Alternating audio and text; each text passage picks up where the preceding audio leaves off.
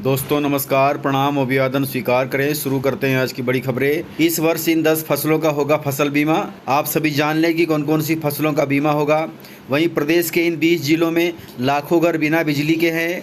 आइए बड़ी जानकारी, क्योंकि लाखों घरों में अब बिजली की व्यवस्था की जा रही है। वहीं सीएम शिवराज सिंह चौहान ने प्रदेशवासियों के लिए किए हैं बड़े ऐलान। तो चलिए देखते हैं सारी जानकारियां विस्तार से।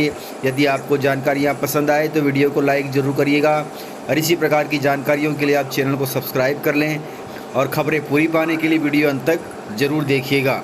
शुरुआत करते हैं आज की बड़ी खबर से। मध्य प्रदेश में अवैध कॉलोनियों को वैध कराने लाया जाएगा अध्यादेश।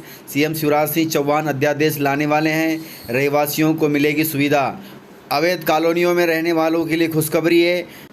लाखों की तादाद में लोग अवैध कॉलोनियों में रहते हैं, चाहे वो झोपड़पट्टी में हो या फिर गली मोहल्ले के किनारे हो। तो इस प्रकार से इन सभी अवैध कॉलोनियों को वैध किया जाएगा, इनका पट्टा दिया जाएगा, इनकी रजिस्ट्री होगी। सीएम शिवराज सिंह चौहान इनके लिए अध्यादेश ला रहे हैं ताकि इन सभी अवैध कॉलोनियों में रहने वाले लाखों करोड़ों लोगों को राहत मिल सके। वहीं अगली जानकारी है, भारतीय जनता पार्टी के राज्यसभा सांसद ज्योतिरादित्य सिंधिया ने कांग्रेस पर हल्ला बोला है। उन्होंने कहा है कि कांग्रेस के नेता क्वारंटाइन हो गए हैं, ट्वीट तक ही सीमित रहते हैं, क्योंकि पहली लहर जब कोरोना की आई थी उस दौरान भी कांग्रेस ने केवल ट्वीट किया था। वहीं दूसरी लहर में कांग्रेस ने केवल ट्वीट करके अपना काम कर दिया।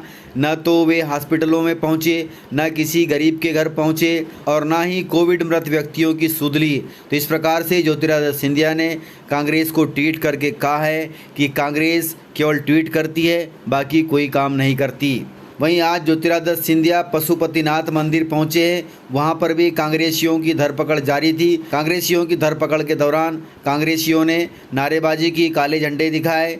हालांकि आप सभी जानते हैं कि ज्योतिरादित्य सिंधिया को जेड प्लस की सुविधा मिली हुई है, इसलिए उनका कुछ नहीं हो सकता। वहीं अगली जानकारी है, सीएम शिवराज सिंह चौहान उलझन में पड़ गए हैं। शिवराज सरकार उलझन में पड़ गई है, क्योंकि आने वाले कुछ महीनों में अब मंत्रिमंडल में फेरबदल होना है। 4 मंत्री पद खाली हैं, लेकिन शिवराज सरकार, सीएम शिवराज सिंह चौहान उलझन में पड़ गए हैं कि वे अपने कद्दावर नेताओं को उस मंत्रिमंडल में शामिल करें या फिर ज्योतिरादित्य सिंधिया खेमे के लोगों को मंत्रिमंडल में शामिल करें। क्योंकि पिछले मंत्रिमंडल में शामिल करने के बजाय काफ़ी लोग बीजेपी के कद्दावर नेता अभी भी मंत्रिमंडल में शामिल होने की आस में लगे हुए हैं। लेकिन अब इस प्रकार से किसको इस 4 मंत्री पद से भरा जाए, यह बड़ी उलझन की बात है। इस पर सीएम शिवराज सिंह चौहान गठन कर रहे हैं, बातचीत कर रहे हैं। उसके बाद ही इन पर फैसला होगा, क्योंकि अगले कुछ महीनों या कुछ दिनों में इन 4 मंत्रियों के पद भरे जाने हैं। वहीं अगली जानकारी है, मध्य प्रदेश में 564 करोड़ रुपए की प्रस्ताव को मिली है ऊर्जा, जिससे 1.5 लाख घर प्रदेश के रोशन होंगे, क्योंकि प्रदेश के 1.5 लाख घरों में अभी भी बिजली नहीं पहुंची है। तो जानते हैं पूरा मामला क्या है। प्रधानमंत्री सहज बिजली हर घर योजना की तरह ही एक बार फिर बिजली विहीन घरों को रोशन करने की तैयारी की जा रही है। पूर्व क्षेत्र कंपनी ने 2011 की जनगणना के आधार पर ऐसे घर चिन्हित किए हैं जिनके यहां अभी तक बिजली नहीं पहुंची है। प्रदेश में ऐसे करीब 1.5 लाख घर हैं। इन घरों को बिजली पहुंचाने के लिए 564 करोड़ रुपए का प्रस्ताव बना हुआ है। कोरोना संक्रमण की वजह से ऊर्जा विभाग में यह प्रस्ताव अटका हुआ है, लेकिन अब इस प्रस्ताव पर जोर लगाया जा रहा है। इसमें केंद्र सरकार की तरफ से भी अनुदान मिलना बाकी है। छिंदवाड़ा और मंडला में ज़्यादा बिजली विहीन घर हैं, जबकि छिंदवाड़ा पूर्व सीएम कमलनाथ का गृह क्षेत्र है। ऐसे गृह क्षेत्र में यदि बिजली विहीन घर रहें तो बड़ी सोचनीय बात है। ऐसे लोग फिलहाल बिना बिजली के जीवन यापन कर रहे हैं। बिजली की लाइन नहीं होने के कारण कनेक्शन भी नहीं ले पा रहे हैं। ऐसे आवाज़ जो मजरे टोला में हैं उनमें बिजली पहुंचाने का काम किया जाएगा। इसके लिए कनेक्शन देने से पहले उस क्षेत्र में लाइन, ट्रांसफार्मर और पोल लगाए जाएंगे। तो इस प्रकार से प्रदेश के वे ज़िले हैं जहां पर बिजली नहीं है। मंडला ज़िले में 20,992 घर हैं जहां पर बिजली नहीं है। नरसिंहपुर ज़िले में 7,786 ऐसे घर हैं जहां पर बिजली नहीं है। वहीं छिंदवाड़ा जिले में 8,314 घर हैं जहां बिजली नहीं है। शहडोल जिले में 8,003 घर हैं जहां बिजली नहीं है। जबलपुर में 1,682 घर हैं जहां बिजली नहीं है। बालाघाट में 17,324 घर हैं जहां पर बिजली नहीं है। दमोह में 2,684 घर हैं जहां बिजली नहीं है। छतरपुर में 5,666 घर हैं जहां पर बिजली नहीं है। सिवनी जिले में 6,080 घर बिना बिजली के हैं। पन्ना जिले में 3,451 घर बिना बिजली के हैं। सतना जिले में 6,520 घर बिना बिजली के हैं। कटनी में 173, सीधी में 4,672, डिंडोरी में 19,814, उमरिया में 2,671, वहीं सिंगरौली में 12,506 घर बिना बिजली के हैं। वहीं अनूपपुर जिले में 5,773 घर बिना बिजली के हैं। रीवा जिले में 16,121 घर बिना बिजली के हैं। सागर में 2,626 घर बिना बिजली के हैं। वहीं टीकमगढ़ जिले में 3,738 घर बिना बिजली के हैं। इस प्रकार से प्रदेश के इन 20 जिलों में लगभग 1.5 लाख घर ऐसे हैं जहां पर बिजली नहीं पहुंची है। आप सभी को जानकर बड़ा अचंभा होगा कि प्रदेश बड़ी बड़ी बात करता है, सरकारें बड़ी बड़ी बात करती है, लेकिन प्रदेश के इन बड़े बड़े ज़िलों में, विकसित ज़िलों में लाखों घर, हज़ारों घर बिना बिजली के हैं। यह बड़ी सोचनीय बात है, प्रदेशवासियों के लिए सोचनीय बात है। वहीं सरकार तथा विद्युत विभाग का कहना है कि 564 करोड़ रुपए का प्रस्ताव कंपनी स्तर पर बनाकर भेजा गया है। जल्दी विभाग से अनुमति के पश्चात केंद्र से भी अनुदान मिलेगा और जैसे ही अनुदान मिलता है इन 1.5 लाख घरों में बिजली पहुंचाने का काम किया जाएगा। वहीं अगली जानकारी है, इस साल इन 10 फसलों का होगा बीमा। किसानों के पास 31 जुलाई तक का समय है। अभी भी आपके पास समय है। 31 जुलाई तक आप फसल बीमा का प्रीमियम भर दें, अपनी फसलों का बीमा कराएं ताकि आपको प्राकृतिक आपदा में फसलों के नुकसान पर प्रीमियम का लाभ मिल सके। तो चलिए देखते हैं वे कौन सी फसलें हैं और आप किन फसलों का बीमा करा सकते हैं। प्रधानमंत्री फसल बीमा योजना के तहत उत्तर प्रदेश सहित प्रदेश के किसान 31 जुलाई तक अपनी फसलों का इंश्योरेंस करवा सकते हैं। Agriculture insurance company of India limited के मुताबिक खरीफ सीजन में 10 फसलों का बीमा किया जा सकेगा। इनमें वे फसलें हैं धान, ज्वार, बाजरा, मक्का, उड़द, मूंग, अरहर, तिल, सोयाबीन और मूंगफली। इन सभी 10 फसलों का आप बीमा 31 जुलाई तक करा सकते हैं ताकि फसलों को जोखिम होने पर आपको प्रीमियम का लाभ मिल सके। अगले 25 दिन के अंदर बीमा योजना में शामिल हो जाएं ताकि आपको बीमित फसल का लाभ मिल सके। कंपनी के मुताबिक योजना के तहत प्राकृतिक आपदाओं, सूखा, भूस्खलन, प्राकृतिक आग, तूफान, ओलावृष्टि और चक्रवात के कारण फसल नुकसान से उपज में कमी होने पर योजना के प्रावधान एवं राज्य अधिसूचना के अनुरूप क्षतिपूर्ति दी जाएगी। किसानों को बीमित रकम का सिर्फ 2% प्रीमियम देना होगा।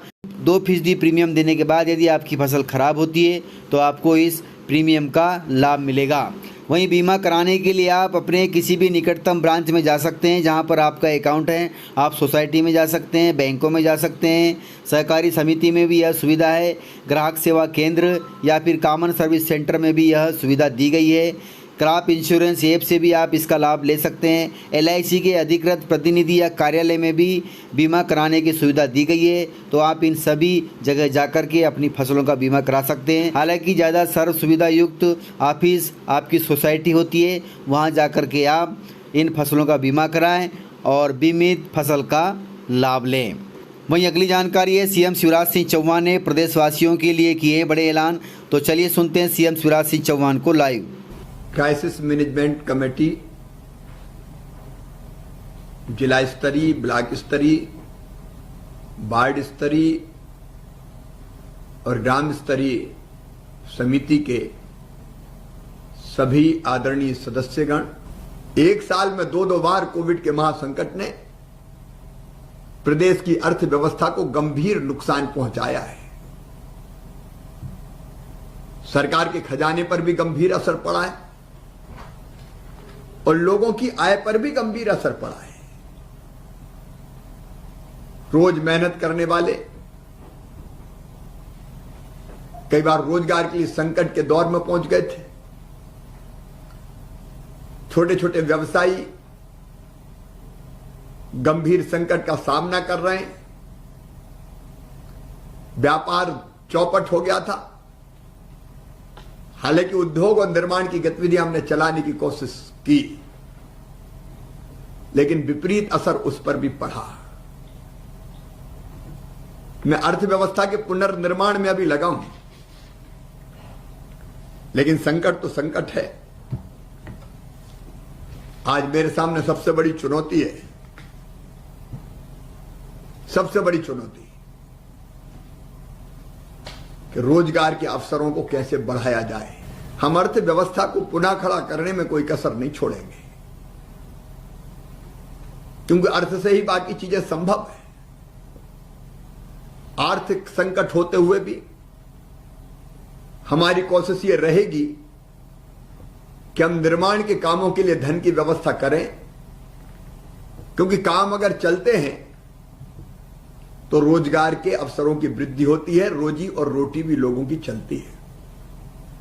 मुझे अपनी जनता की, चाहे वो गरीब हो, निम्न मध्यम वर्गीय हो, मध्यम वर्गीय हो, उनकी जिंदगी की गाड़ी को फिर से पटरी पर लाना है। और मैं आपको विश्वास दिलाता हूं, अपनी टीम के साथ हम परिश्रम की पराकाष्ठा और प्रयत्नों की परिसीमा करेंगे, और बहुत जल्दी हमारा प्रयास रहेगा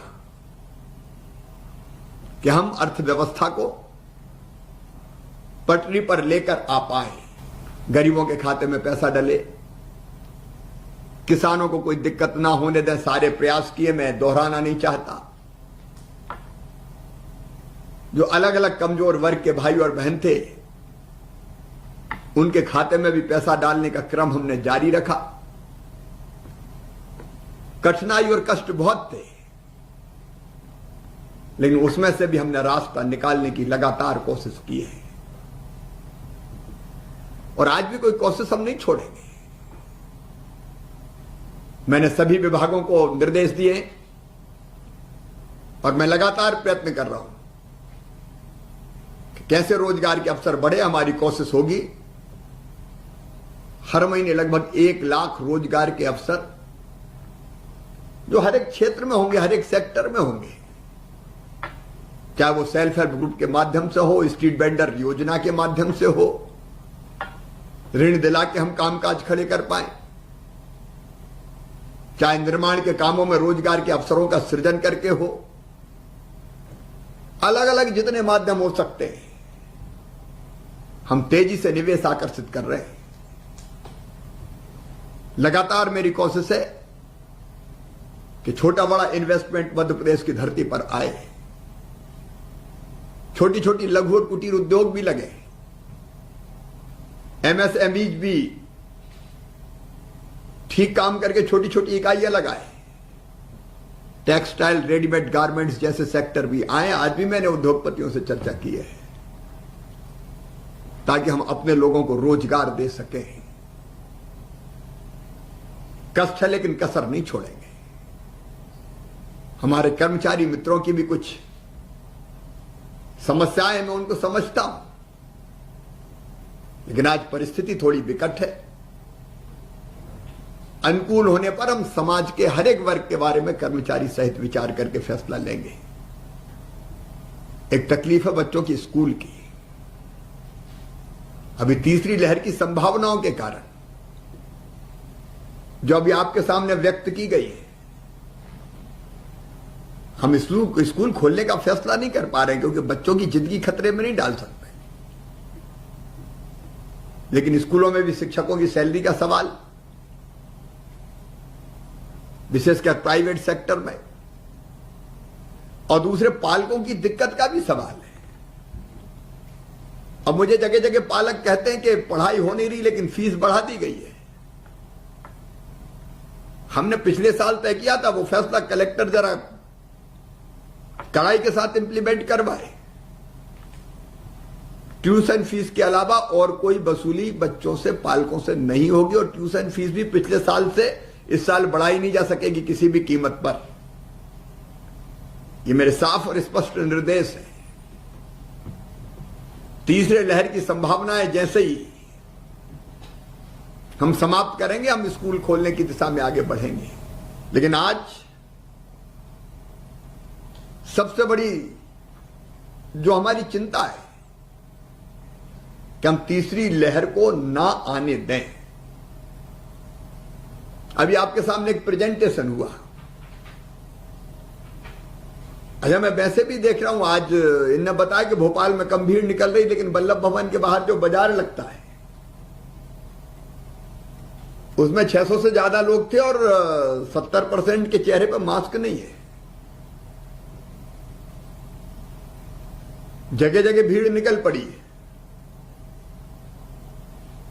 और इसलिए मुझे चिंता हुई। मैं आज आपसे बात कर रहा हूं कि अगर बिना मास्क की भीड़ निकली तो हम तीसरी लहर को निमंत्रण देने का काम करेंगे।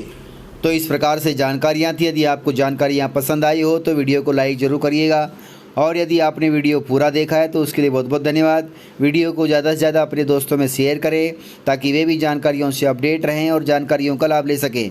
तो आज के वीडियो में इतना ही। मिलते हैं सर अगले वीडियो के साथ, तब तक के लिए जय हिंद, जय भारत।